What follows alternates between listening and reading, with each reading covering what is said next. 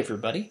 Today we're going to learn about brushes in Photoshop, and we're going to learn about all sorts of hotkeys and shortcuts, as well as really what each item does and how to use brushes to their maximum usefulness.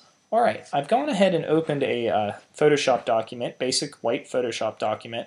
I'm going to go ahead and create a new layer, and I'm going to call this one brush, just so we can begin to play with our brushes. Now you're going to find the brushes panel here on the left in the menu. It's the shortcut B for brush. So if I hit B, it will go to the brush panel.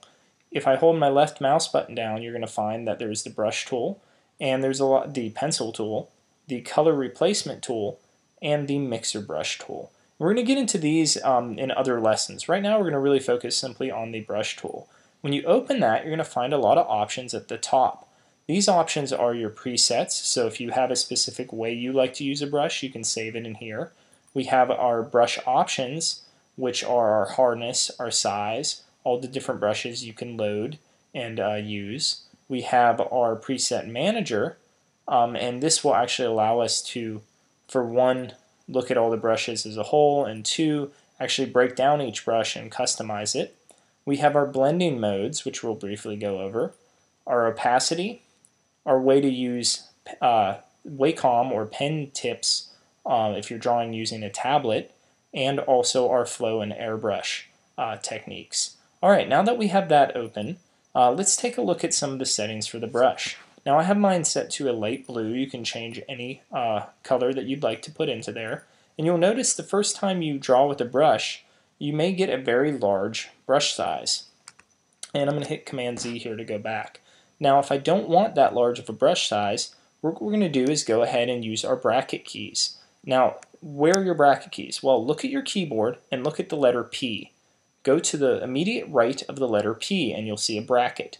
Those keys, those little brackets, will make the brush smaller and bigger. This is the same thing as going up to here and changing the size. So you can do it either way. You know where it is originally, obviously, but using your bracket keys will speed up the process. And now what we can do is paint, lower our size. If I hold it down, it will actually even make it smaller, and paint some nice stuff onto our canvas here.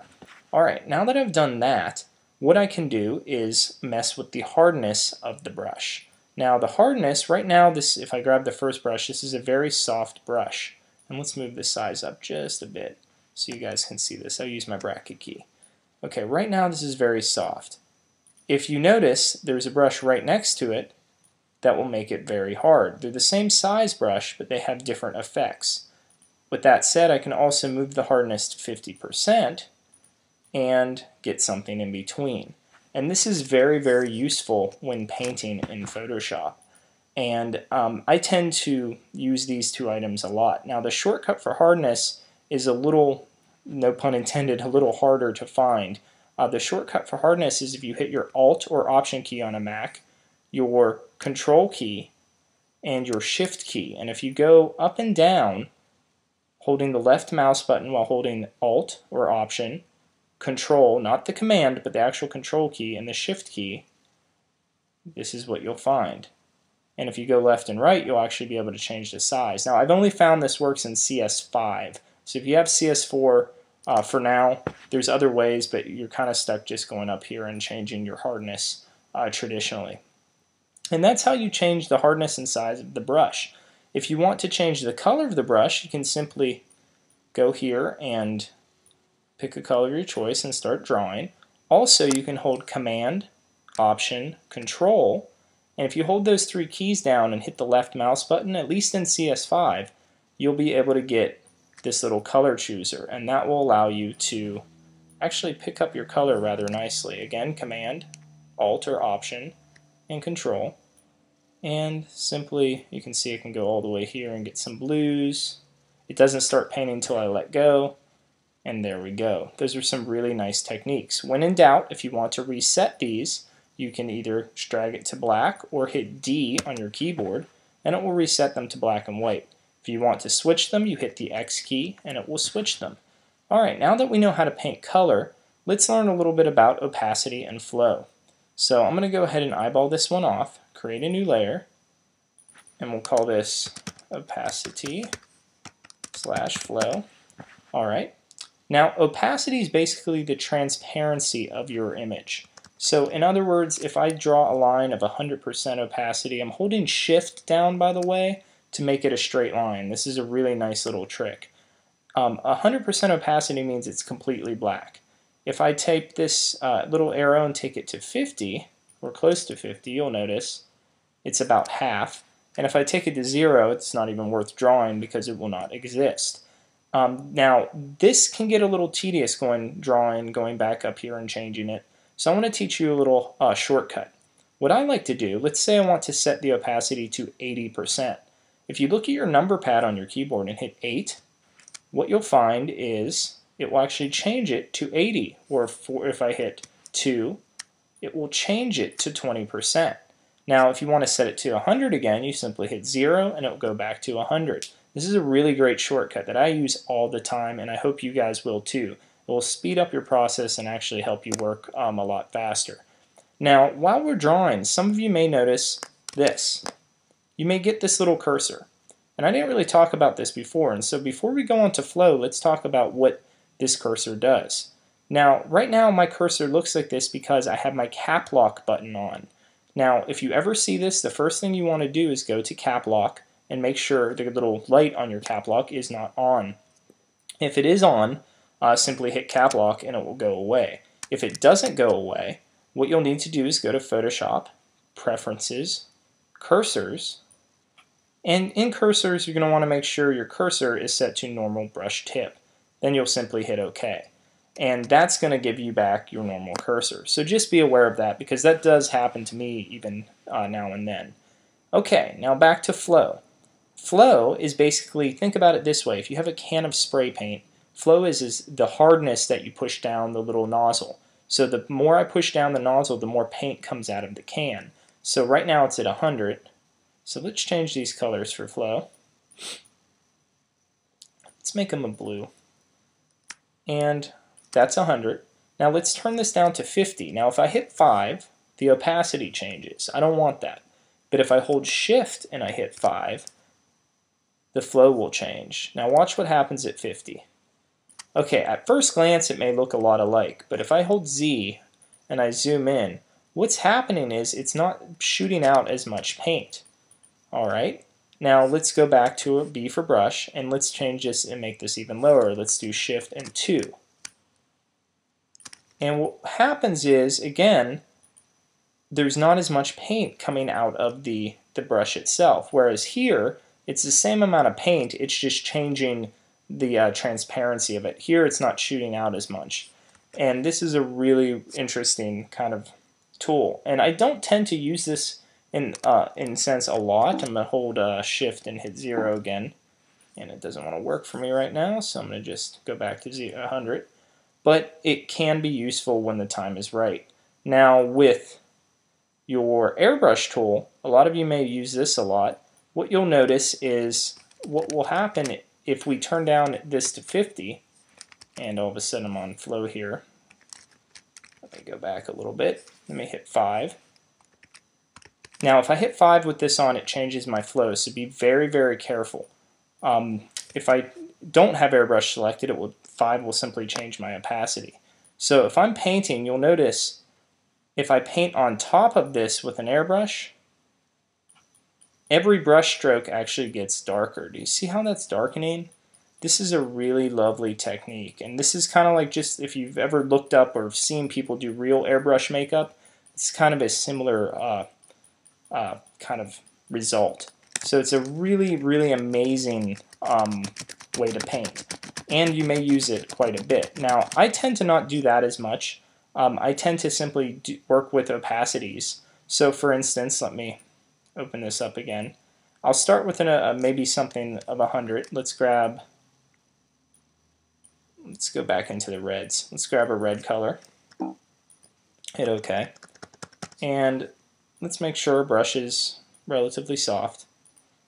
And I'm going to paint that right there. Now, if I want to start doing color blending, what I tend to do is hit B for brush.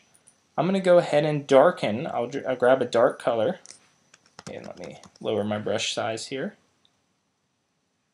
Do that, and let's grab a lighter color of that red. There we go. And now I'm ready to blend, and I'll use my opacity for this. And there's a cool little trick that I do. If I turn my opacity down, and let me show you by resetting my color swatches down here. If I hold the Option key, I get this little eyedropper. Anywhere I select, the eyedropper will load that color. So if I have 50% of this color and I paint on top of it, what will happen is it will basically be halfway transparent. It will mix this red and this red. Then I can select this one and begin the blending process. And look at that. I actually can begin to blend these colors together. Now this process, this takes a while to learn. This is a little bit of skill is involved right here, especially if you're going to change your opacity quite often, like I'm doing here, to kind of get rid of these lines. But overall, what we can find is a really nice short way of blending our colors. And you can see here, eventually I will be able to get those lines all the way out and blend out the hard lines. Also, I can even turn my opacity down or my hardness and have it kind of just fade away. And this is a good way if you guys are interested in digital painting, because basically this is a method of digital painting, and if you understand this, you'll be able to really paint whatever your heart desires. So that's pretty cool how I can blend those colors. Alright, now that I have that, and I should rename this blend. Now that I have that, what I'm going to do is go ahead and create a new layer, and let's call this one Brushes. Alright, and I'm going to go ahead and look at what custom or other brushes I have. Let's go ahead and go to this leaf brush right here. Now I'm going to take this leaf brush, and what you're going to find out with this leaf brush is when I click it, it kind of scatters leaves around. And let me reset my opacity, make sure it's at 100. And there they are. Now this is a cool effect, but what if I don't want the leaves to scatter like this? If I don't want the leaves to do that, what I need to do is go to my brush presets right here. And I'm going to take my brush panel and turn it on. I'm going to see a preview of what happens with the brushes. And then you'll see if I go through each of these settings, I can control what they do. For instance, if I want them to scatter, or how I want them to scatter, I can simply select those. I can make them transfer on top of one another, so I can clump them up. I can smooth them out. I can adjust the smoothing. I can adjust the jitter, so how random they are, and jitter is a really actually nice setting. There it is. And I can actually control it with pen pressure. So if I have a tablet or a drawing tablet, a digital tablet, I can use pen pressure to kind of put those together. Finally, if you hit brush tip shape, what you'll notice is there's a spacing attribute as well as a rotation. So I can go ahead and rotate all those individual leaves, and if I want to rotate them to look like they're sideways, I can do that. Rotate them backwards. It's a really nice way of getting texture. I can flip them to make them go the other way, and it's a really cool technique. These are your brush presets. If you ever want to save any of these, you would simply go to this little hidden menu right here. Photoshop is famous for these little hidden ones. New brush preset, and it should show up over here for you. So if you want to use that quite often, it will be there.